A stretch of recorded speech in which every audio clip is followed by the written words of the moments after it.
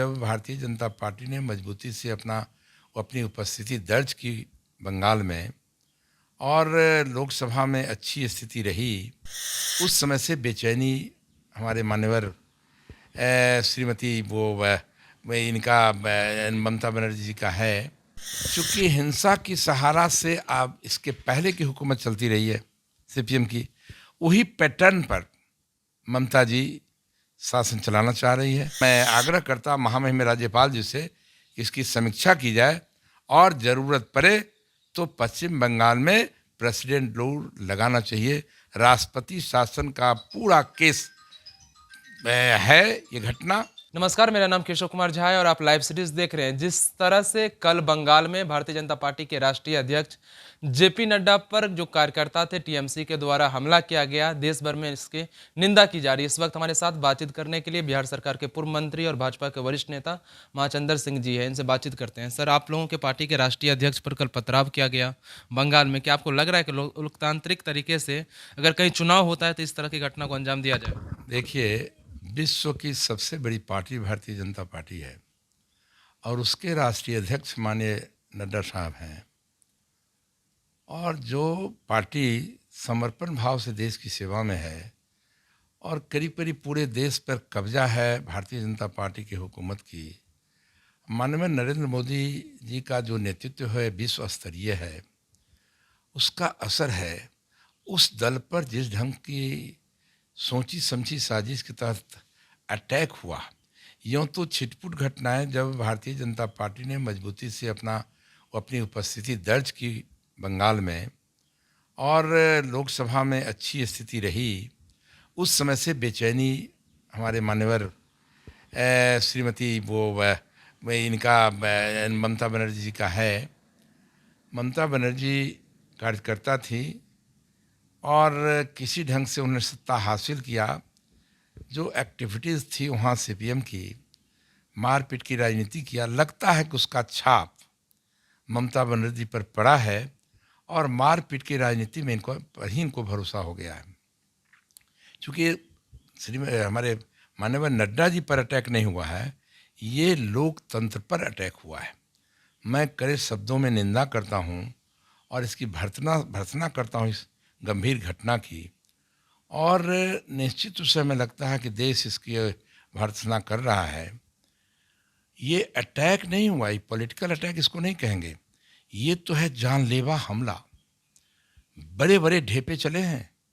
हमारे जो प्रभारी हैं वहाँ कैलाश जी पश्चिम बंगाल के, वो उसकी जान बची है, नड्डा जी की जान बची है, हमारे कार्यकर्ता बुरी तरह घायल हैं।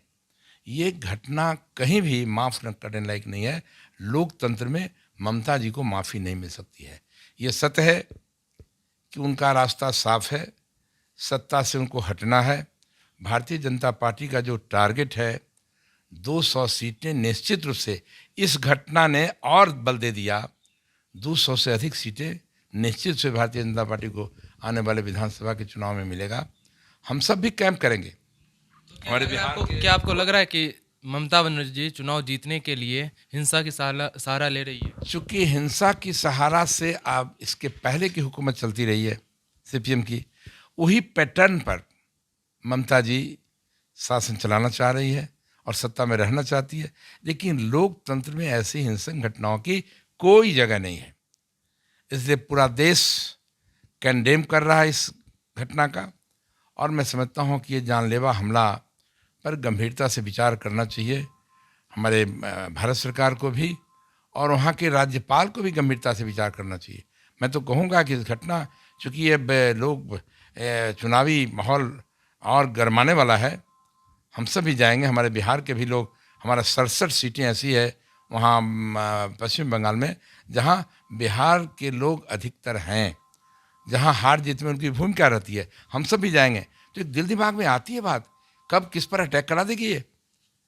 तो हुकूमत जो घटना हुई बहुत कंडेम पूरा देश कर रहा है, मैं कंडेम करता हूँ और मैं आग्रह करता महामहिम राज्यपाल जी से इसकी समीक्षा की जाए और ज़रूरत पड़े तो पश्चिम बंगाल में प्रेसिडेंट रूल लगाना चाहिए। राष्ट्रपति शासन का पूरा केस है ये घटना, और इसके पहले भी छिटपुट घटनाएं हुई है। मतलब break down law and order है वहाँ। मतलब राष्ट्रपति शासन में वहाँ पर चुनाव हो वो अलग मामला है, लेकिन जो घटनाएं घट रही है, जिस तरह से अटैक हो रहा है, कार्यकर्ताओं की हत्याएं हुई है, अनगिनत हत्याएं हुई है, निश्चित रूप से विधि व्यवस्था समाप्त है।